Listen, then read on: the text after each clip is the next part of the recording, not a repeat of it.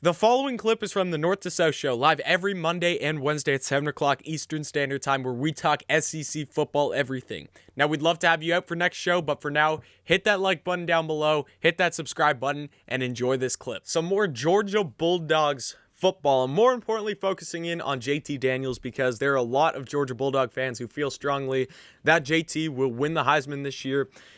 A lot of people, even non-Georgia Bulldog fans, a lot of people feel really, really strongly that JT is a serious Heisman contender, definitely a finalist. People definitely think he's a finalist, but can he actually win? If I'm going through the sports book I use, MyBookie, I just picked a random one.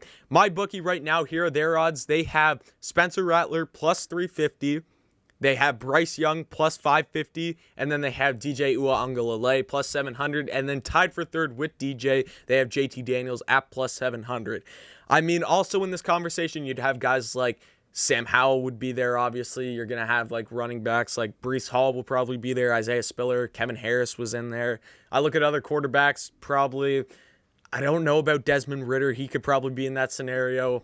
Matt Corral could be in that scenario. There's a ton of different quarterbacks that could be in this Heisman race, but those are kind of the four guys that you look at. And add Sam Howell to that, I think he was like plus 1,200.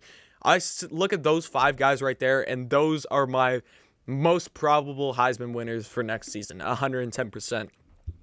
What will JT Daniels have to do to be able to win the Heisman? That's what we're going to talk about here. And what I did before I want to talk into what JT will have to do, I took every quarterback that has won the Heisman since the playoff era has begun. So obviously that's starting with Marcus Mariota, and that will finish with Joe Burrow. Even if a quarterback won last season, I don't think I was going to count it because it was a shortened season, and that would kind of skew how the data looks and everything. But I went up and I went through each of the averages of all those quarterbacks since the playoff era has begun. So the five quarterbacks that we're going to be talking about that went into making this data that I have right here: Marcus Mariota, Lamar Jackson, Baker Mayfield, Kyler Murray, and then finishing off with Joe Burrow, obviously the most recent quarterback to win a Heisman, obviously out of LSU. So here are the stat averages out of those five guys for their seasons. By the way, this does include playoff and bowl games and conference championship games and all stuff like that, even though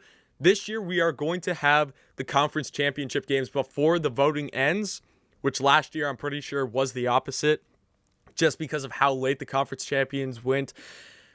But I think this season, you're going to have tons and tons and tons of time to be able to figure out who is, and you're going to be able to have the meaningful out-of-conference games to determine who is going to win the Heisman. And that's really, really going to help JT Daniels' case, in my opinion. So let's not talk about that. Let's get back to the stat averages from each of these Heisman quarterbacks. First of all, touchdowns. On average, these five quarterbacks threw for 43.4 touchdowns in those, I think all of them would have had at least 14 games. Kyler and Baker would have had 14.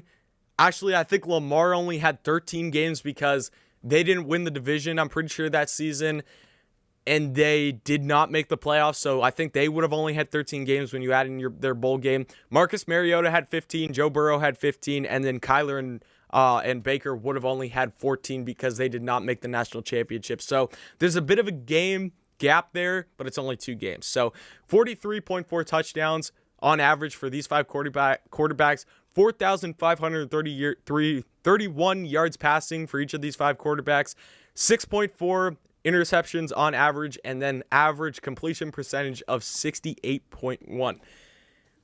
I think you look at, this is taking away the rushing stats. So obviously you're going to have an outlier in Lamar Jackson. I think Lamar only had like 32 passing touchdowns or something like that. Obviously he had way more rushing. Obviously he had way more yards rushing. Obviously he had way more attempts rushing than all these other quarterbacks, which many of these quarterbacks, like you look at Joe Burrow and Baker, yes, they were still able to run and everything, but they threw the ball a lot more than they were running.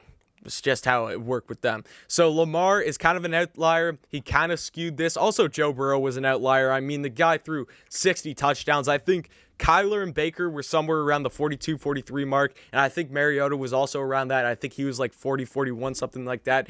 Lamar was 32, and then Joe Burrow was 60 with his. So Those are each of the touchdowns that each of those guys threw. I can't remember the yards and everything for each of them, but those were the averages that I just called out for you guys.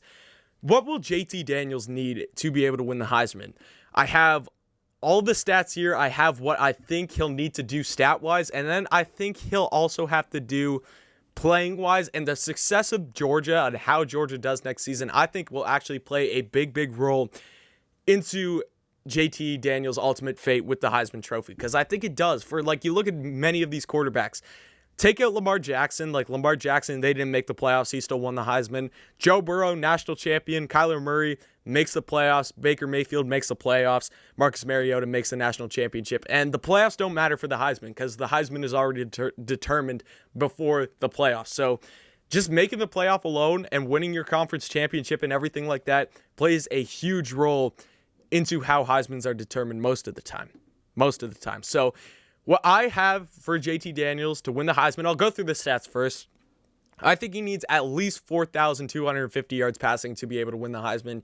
You look at the average, 4,500 for the last couple of Heismans. I think that this should be a record, or this should be something that would be easily obtainable for JT Daniels. It's nothing out of the water if you want to be a Heisman level quarterback. 4,250 yards passing for JT Daniels. I'm going to go 45 plus touchdowns.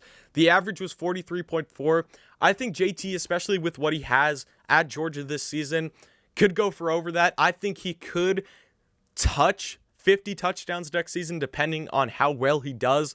But I think at least 45 would put you in a really, really good spot for winning this Heisman Trophy. Completion percentage, the average was 68.1. I'm going 70 plus for JT Daniels. If you're able to throw 70 plus completion percentage, you're going to really, really stand out to the voters and everything like that. So that's what I say for the completion percentage. And then interceptions doesn't really matter as long as you're able to perform at those other three stats and not have some insane interception. Like if he throws 40 touchdowns and 40 interceptions, obviously that's crazy, but he's not going to win the Heisman. I think anything below like 12, as long as he puts up good stats for all the other three quarterbacks, I think interceptions doesn't matter and he'll be just fine with interceptions. Now with the Georgia Bulldogs success, how do I think that this plays into JT Daniels' ability to win the Heisman? I think JT, as a player and as a team and as a leader on the Georgia Bulldogs, needs one key and elite win for this Georgia Bulldogs team next season to be able to win the Heisman, because ultimately at the quarterback position, you are the leader of the team. You are the guy leading the team towards success, and getting big wins is something that each and every of these players had going in to the playoffs or bowl season or whatever you want to call it. You look at Joe Burrow, I mean, he went to Texas, won there, went to Alabama, won there, beat Florida, had multiple big wins all throughout the season, beat Georgia in the conference championship, of course. You look at Kyler Murray, obviously winning the conference there. Baker Mayfield beats Ohio State on the road. You look at Lamar Jackson. Yes, they lost to Clemson, but they still beat number 2 Florida State at the time. Yes, Florida State doesn't finish the season that good, but you still beat the number 2 team in the country. And then Marcus Mariota, obviously, beating Florida State in the playoffs and everything like that. And Oregon was one of the best teams in all of college football. So getting key wins is something that all of these quarterbacks have in common. So I think that there's a difference between Georgia going out and beating, let's say, Auburn. Auburn's a rival. It's a big game, but I wouldn't say it's an elite win for Georgia. I wouldn't say games like, who else do they have on their schedule? Like all the East teams. You have, who's their other West team this season? They have Auburn, and then they have, can't remember who their other West team is. Crap, drawing a blank there. But like, I wouldn't say Tennessee is a big win. I wouldn't say like Kentucky, South Carolina, Vanderbilt, Missouri. Any of those guys are massive elite wins. I'm trying to think who they play out of the West. I wouldn't say Georgia Tech is an elite win for them. Who do they play out of the West? I can't remember, guys. I'm drawing a blank here. I apologize. But here are the 3 teams that I have Georgia playing that I would consider as an elite win. Obviously, Clemson, week 1 in Charlotte, is going to be a massive, massive game to shape the college football playoff picture in general. I think it's definitely the biggest game that has an impact on that. I think winning that game, if JT Daniels wins that game straight up, I think he boosts himself to the Heisman favorite, hands down. Just after that game, after that Saturday, they'll be the Heisman champion. He'll be the front runner for the Heisman. I have Alabama or the SEC West champion, so most likely going to be Alabama if you're able to win the conference championship. That will look great for JT because the conference championship is right before the Heisman voting ends.